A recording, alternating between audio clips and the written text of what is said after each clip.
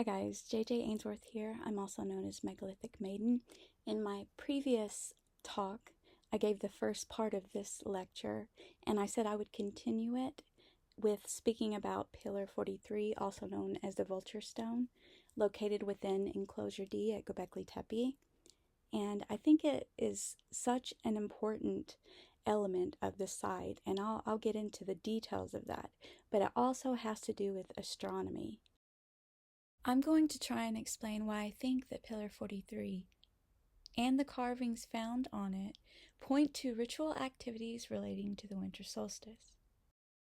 The solstice occurs when either of Earth's poles reaches its maximum tilt away from the sun. This event takes place twice a year, once in both the northern and southern hemispheres. I will be discussing the solar event that takes place in the northern hemisphere. Okay, so before we can move further, I need to give you a general idea of where Pillar 43, the Vulture Stone, is located at within Enclosure D. The Vulture Stone is shown here within the red dotted oval.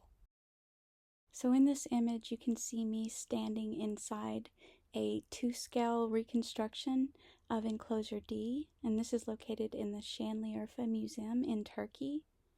And basically, if you look at the little chart to the right, I'm just there where the letter D is, and pillars 18 and 31 are just right beside me.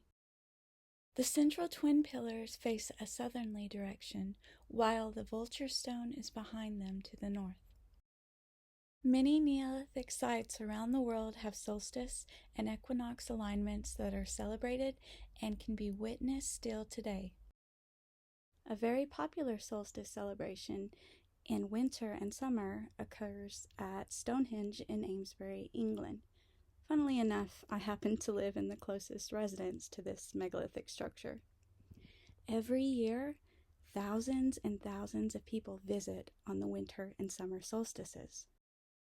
If you decide to visit Stonehenge on the winter solstice, I can assure you that you will have a whole lot of fun, be very cold, but see a lot of interesting characters. It is, however, well worth it if you can find parking. I'm going to talk about Pillar 43 in sections. That way it's less confusing for myself. So the very bottom section of Pillar 43 shows a headless person, perhaps taking part in the excarnation ritual with the vulture whom devours the dead and also participates in the soul's journey.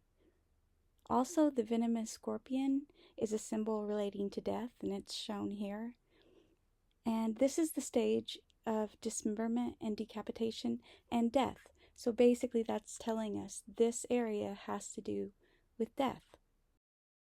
The ancient Egyptians, whom were probably influenced by the legacy of the Taz-Templar people, knew the scorpion and its toxicity and venerated it since the pre-dynastic era. They used the scorpion as a symbol of their goddess Serket that protects the body and the viscera of the dead and accompanies them in their journey to the afterlife as a psychopomp. In this section, you can see a vulture with a circle shape hovering above its wing. This may be a representation of the decapitated head and the soul. In many ancient cultures, a sort of cult of the skull was practiced, where the body was separated from the head with much care being given to the skull, as the ancients may have believed they held supernatural abilities. But the truth is, we don't know if this is the case. We only know that they tended to treat the skull much more protectively than the rest of the body. I tend to agree with my friend author Andrew Collins that this is a depiction of the ancient way of the souls, a bridge of sorts. In many myths of the ancient Siberian indigenous peoples, and also Native Americans, a river must be crossed to get to the underworld, or a road must be traveled to reach it. In Greek mythology, the river Styx is the main underworld river that the ferryman Chiron would take the souls of the dead across into Hades. Our vulture, in this case, may be an earlier form of Chiron, the ferryman. We can call this journey of the soul the watery way. Some people believe that the vulture is taking your departed soul to face the great adversary in the Milky Way, and that you must either defeat or outwit it. Some also say that the great fork in the sky, the great rift in the Milky Way, is a stopping point on your soul's journey, in which you must choose one of two paths to follow. It's so interesting that tons of cultures around the world had the same beliefs and myths about the Milky Way. Even the Aboriginal Australians viewed the Milky Way as ancestors and the twinkling of the stars as their campfires. There is even a story from China where two lovers are parted, one on either side of the Milky Way. But once a year, pity was taken on the two lovers, and a bridge of magpies was made so the lovers could cross and meet each other. In China, this is a day of celebration, and it still occurs even now. The Vulture stone and this mound builder artifact from North America may be showing the same beliefs, both raptor birds carrying the departed soul across the watery way of death. The mound builder artifact has a depiction of the great rift of the Milky Way on the raptor's eye, leaving little doubt about the soul's journey. It's fascinating to me that over thousands of years and great distances, some beliefs were so strong that they stayed on for many millennia unchanged. Okay, let's talk about the top section of this pillar. The ancient Mesopotamians regarded the sky as a series of 3 domes covering the rectangular flat earth. This is probably relating to the 3-tiered cosmos that shamans can travel to, including the upper world, the middle world, and the lower world. For the Mesopotamians, each dome was made of a different kind of precious stone. The lowest dome of the heavens was the home of the stars. The middle dome of the heaven was the abode of the Agigi. The highest and outermost dome of the heavens was personified as An, the god of the sky. This is interesting, as at the top of Pillar 43, we see 3 figures that consist of a flat rectangle structure, possibly representing Earth, with a dome above each, just like the much younger Mesopotamians discuss in their mythology. The small stone grayish plaque above is from the Euphrates Valley at a site called Jerf al-Amar. It's about 9,000 years old. The association of the 3-tiered cosmos is found on plaques from all over the world. The Andean cross found in Peru and Bolivia shows this perfectly. The bird is associated with the upper world, the feline with the middle cosmos, and the serpent with the underworld. The underworld was often represented by spirals, cup marks, lobes, and different figures. The 3 animal figures circled in dotted white lines from Pillar 43 may be proto-deities.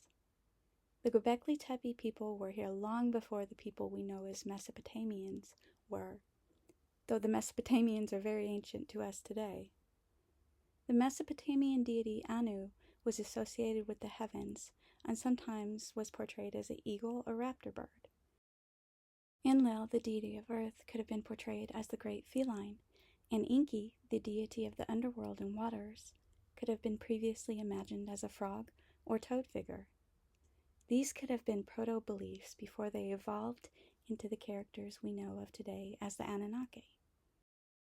Still regarding Pillar 43, I need to talk about Chayanu Tepesi. It's more than 10,600 years old, and it's a Neolithic settlement in southeastern Turkey. It's located in Diyarbakir province at the foot of the Taurus Mountains. It's a settlement that presents one of the clearest examples of the transition from foraging to actual food production. This is the so-called skull building from the site, which has long held my interest for many reasons. In the skull building, about 90 skulls were unearthed in the small antechambers. Research centered on residue from the skull building, where the blood of the extinct progenitor of modern cattle, sheep, and goat were found in addition to human blood. The combination of animal and human blood in the building where more than 90 human skulls, along with complete and partial skeletons, were interred, suggests some type of death ritual. The main room in the skull building contained a kind of cut and polished stone block or altar, weighing about 1 ton, and a large flint knife. Microscopic analysis of the altar's stone surface revealed residue of human and animal blood radiocarbon dated to about 9,000 years old. The extreme similarities in design of the dome figures on Pillar 43 to the skull building, especially with the death rituals happening inside the skull building, meant I had to at least consider the possibility that the design of the structures were somehow related and were intentional. Okay guys, now I want to talk about my most favorite part of the Vulture Stone, Pillar 43, because nobody else really speaks about it, and I found some amazing information. First of all, you're going to see a disembodied arm on the front of the pillar, a feline, a hand with the disembodied arm, and a spider. Yes, that is a confusing grouping of stuff to be on the front of Pillar 43. But let's see if we can figure out what it all means together. And by the way, if you guys have any comments or any ideas, feel free to put them in down below, because I always like to read that stuff. So it's not too confusing. I might seem very slow to you, but I'm just going to show you each figure separately, kind of like I did above with the other side of Pillar 43. And this is just showing you the way the feline is laid out, and then I just turned it a different direction. That way you can kind of see it better. And here I'm just giving you an example of a drawing of a leopard next to the feline leopard figure from the front of the stone. So why felines? Well, felines were sacred in shamanism, particularly leopards, panthers, and jaguars. The ancient Egyptian deity called Seshat was often shown wearing the skin of a leopard. She was the goddess of writing, measurement, surveying, and was the overseer of libraries and books. She was often portrayed wearing leopard print, and the pattern on the natural spotted feline hide was thought to represent the twinkling lights of the heavens. These were symbols of the eternal stars and would be connected with the night and sacred fire. The symbol on her headdress is probably a multi-purpose symbol, meaning the ancients associated it with some of the many different attributes that she held. In her role as a surveyor, the symbol on her headdress is probably a groma. A groma is a surveying device to establish right angles and straight lines. In this image, a groma device is shown next to the carving of Seshat.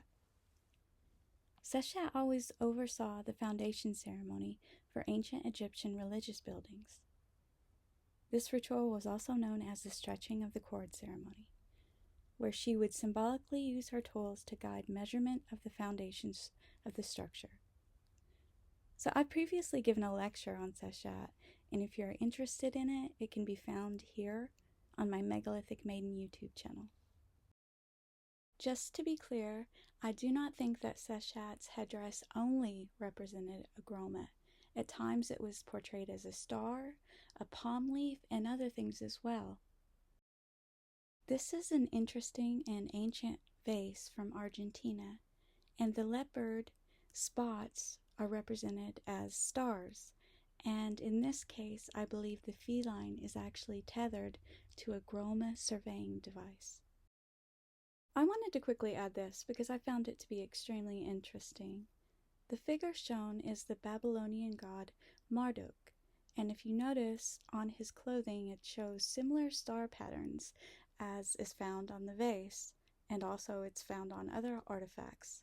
He's standing on a sort of watery way, and did you know that one of Marduk's symbols he's represented by is also a spade that is similar to what is found at the bottom of the groma on the vase?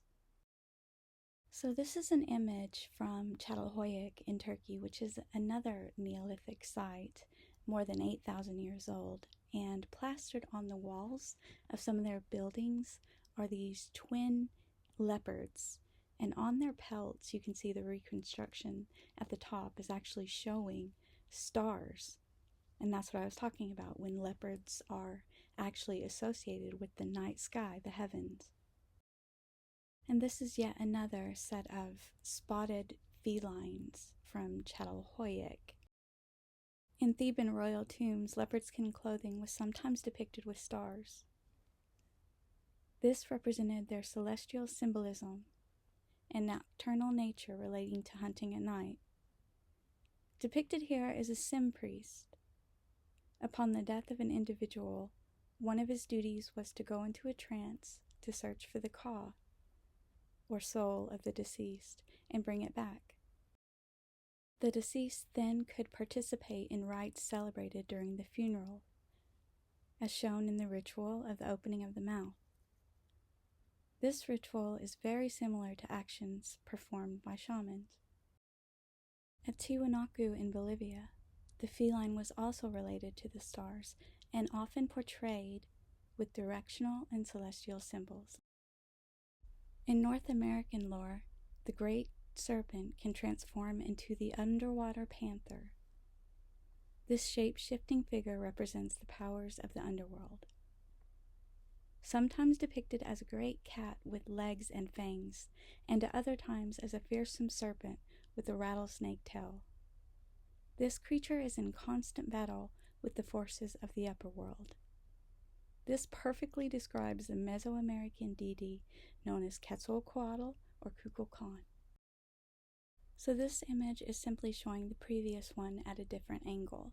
You can now see the underwater feline on the back of an ancient deity that is possibly acting as a shaman psychopomp, helping to guide a departed soul through the watery heavens. The shaman, in this case, is wearing a bird-shaped helmet, which allows the deity to fly from any of the worlds.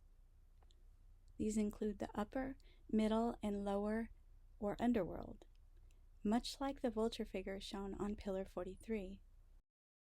If you're interested, this is a good size perspective for the previous artifact from when I visited the San Lorenzo Olmec archaeological site in Mexico back in 2018. Okay, so back to Pillar 43. Next to the feline figure is a human arm, and most everybody misses this. This is just to show you where the arm is located on the vulture pillar, Pillar 43. Did you know that in some Native American cultures, the constellation of Orion was seen as a hand, with Orion's 3 belt stars making up the wrist? So this is just an illustration and an outline drawing of the arm, just to give you a clear example. But at the wrist, you can really see the 3 belt stars of Orion if you pay close attention to the details. And also in Native American star lore, the palm of the hand area is what is called an OG, or a portal. This is the area of the Orion Nebula. This is another artifact from the Native American mound builders of North America. It shows Orion as the hand, and above it, encircled by the white dotted line, is a circular pattern which the natives believe to represent the portal to the underworld. The 2 serpents carved on this Native American moundville disc are intertwined to form an OG-like portal that surrounds a hand and eye motif. Currently, the hand and eye motif are interpreted as one of the portals or doorways to the path of souls. And this was written by Kent Riley in his book on the topic from 2004. Here are some more artifacts from North America showing the portal or OG symbol in the hand, the palm of the hand, and actually even the green artifact down there is from Mexico, the Olmec culture, which I've written an article about that, the Olmecs, and you can find it online on the Ancient Origins site, I believe. I visited the ancient site of Çatalhöyük in Turkey many times, and I noticed that they would put their handprints on the walls as decorations, which I found to be extremely interesting. They also seem to particularly be interested in the palm area of the hand. Now, I can't say for sure that they were meaning that this is also an OG-like symbol or a portal, but I just found it really interesting that they did focus on the palm area of the hand. The palm symbolism isn't unique to North America or to ancient Anatolia, but it's found all around the world. Mexico, Japan, just so many different places. And I've always wondered why it's so similar. Okay, back to the very front edge of Pillar 43, and I'm going to be talking about the spider that is found there. And the arrows on the image kind of show you where it's located, below the hand and arm and below the feline figure. So in mound cultures, the spider was the creator of the world, and its web was a way of travel. The four-lobe symbol in the center of the spider is the underworld. And please notice the hand symbolism around the edges of the round mound builder artifact. In Native American beliefs, souls in the winter that were not brave enough to jump to the OG portal, or those that jumped and could not make it, would be caught by the Spider Woman or Spider Mother.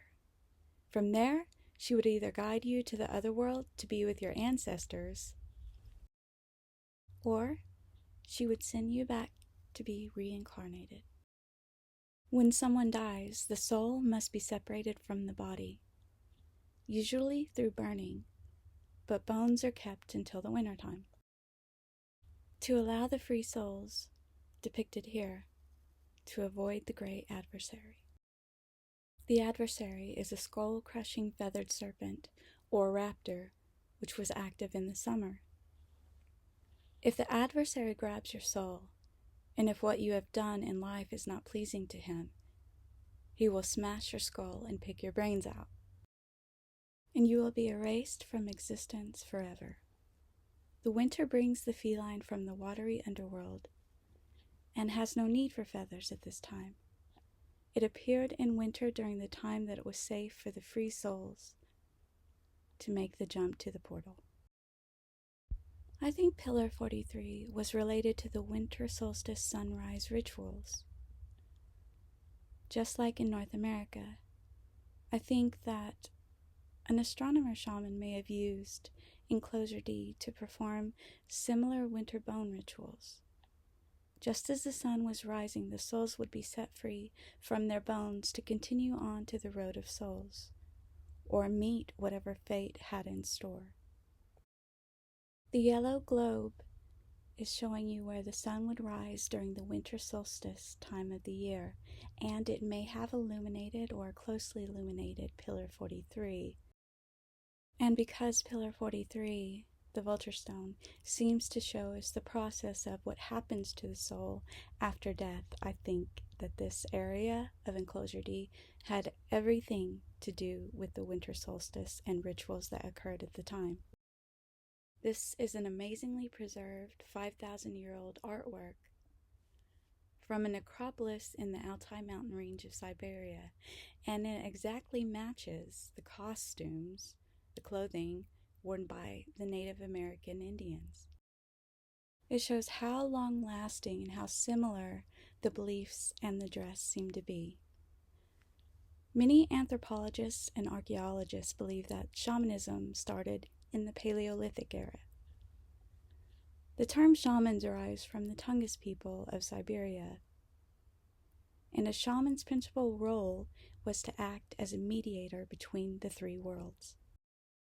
In North America, the cloak of a shaman may have looked like this one found in the chamber of a Native American mound. The shaman is aided by his or her ritual tools and spirit helpers. Ritual tools include drums or other musical instruments, along with various other items. Please note on the drum the 3 curved lines. These may represent the three-tiered cosmos.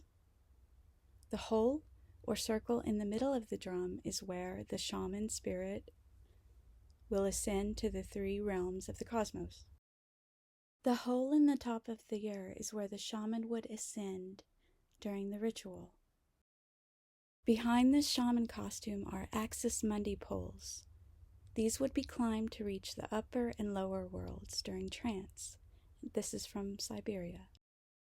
This Olmec mask artifact is showing a shaman or soul climbing the axis mundi pole to get to the upper and lower worlds. I briefly want to mention on this artifact that the ball court is shown, and the shape of it is interesting because we find this sort of H or I shape at Gobekli Tepe on the belts of the twin pillars from Enclosure D.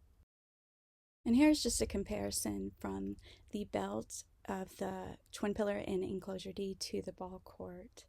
And from the Mesoamerican ball court, the creator god of maize, who lives in the H-shaped ball court in the underworld, is like the green man who resurrects every winter solstice. His spirit enters the middle world through the ball court. When players moved along the ball court, they were interacting with the creative deity, encouraging him in the game of creation.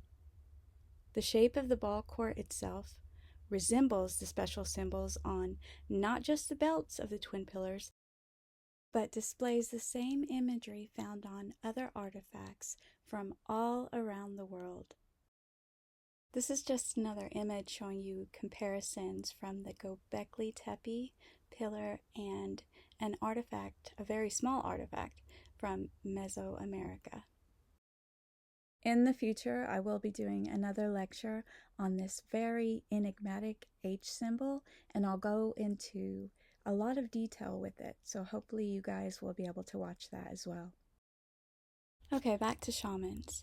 Another important tool of the shaman are models of the animal helpers. Tutelary animal guides, most frequently birds, felines, boars, snakes, canids, and aurochs, were ritually sent to the aid of the shaman on their journey. They believed that with the help of their own guardian animal, they were able to fly safely to the cosmos and perform necessary tasks. Shamans can transform into the spirits of animals themselves if necessary in order to communicate with them. The ancient Olmecs of Mexico also believed their shamans could transform into spirit helpers. James Mellard, the archaeologist whom excavated the 9,000-year-old site of Çatalhöyük in Anatolia, describes the drawings above from that site as a human wearing vulture skins. The shaman wearing the vulture feathers may have at times been the psychopomp that guided the souls through the gates and the Milky Way, helping them to reach their final destinations. This red anthropomorphic vulture figure was found at Çatalhöyük on a wall. It looks very similar to the Siberian shaman next to it. There seems to be an implicit consensus among specialists that the grimace or bared teeth motif represents the face of the shaman during trance. In this transformative stage of a shaman's journey, with teeth clenched in drug or other mechanism-induced concentration or spasm, in effect, he has achieved a hyperreal, supernatural state, and thus is prepared to communicate directly with otherworldly spirits. Are these animals in a bared teeth trance-like state too? And are they part of the same beliefs that were handed down to the Native Americans? And did they hold the same meanings throughout time and distance? I think they did. I believe the winter solstice rituals were descended down to the Native Americans, and they traversed long distances, maintaining the core beliefs of the importance of shamans and their relation to ancient astronomy. For this lecture, and myself specifically, I think the winter solstice ceremonies did occur in December and included the freeing of departed souls with the aid of a shaman in the role of a psychopomp that guided the souls to their afterlife destinations. And I believe the symbolism on Pillar 43 clearly shows this. I also want to say that when the ancients carved in stone, it was hard work. So I think they came up with ingenious ways to carve less while showing multiple ideas with just a few images. Meaning I don't think the carvings on Pillar 43 may only be showing the journey of departed souls, but could very well be displaying other beliefs within them at other times of the year. Alright guys, thanks for listening. And again, I'm JJ Ainsworth, also known as Megalithic Maiden. And please feel free to subscribe and in the comments let me know what you think regarding my ideas or your ideas about what the ancients were doing at these Taj Templar sites. I also host tours to ancient places around the world, and we have a tour to the Taj Templar sites in Turkey, including the one I was discussing in the video. If you're interested in traveling to some of these amazing places and perhaps making discoveries of your own, there is a link in the description that includes more information about the tour. If you love ancient history, you can visit the YouTube channel Megalithomania for a ton more videos. So have a good day, guys, and thanks again for watching my Megalithic Maiden YouTube videos.